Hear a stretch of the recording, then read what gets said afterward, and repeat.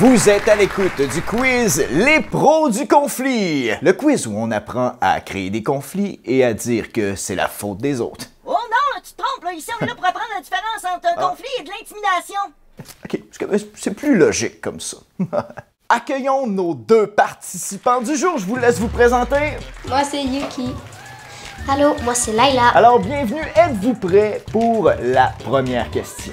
Allons-y avec la mise en situation. Camille se fait dire par Thomas qu'elle est trop nulle pour jouer dans son équipe de soccer. Est-ce un conflit ou de l'intimidation?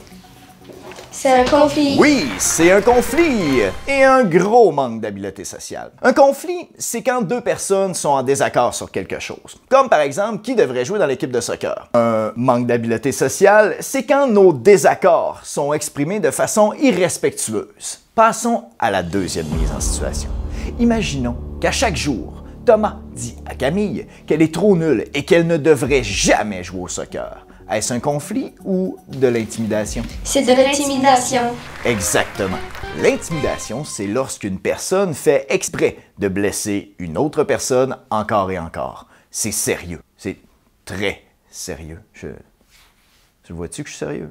J'ai-tu exprimé le côté sérieux? Non, mais je veux juste savoir l'équipe. C'est parce que c'est sérieux, mon vrai, là!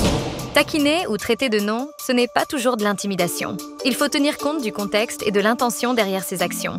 Dans un conflit, chaque personne impliquée est sur le même pied d'égalité et les émotions ressenties sont semblables, généralement de la tristesse et de la colère. Quel que soit notre âge, il est normal de vivre des conflits. Avec l'intimidation, il y a un rapport de force et une différence entre les sentiments ressentis.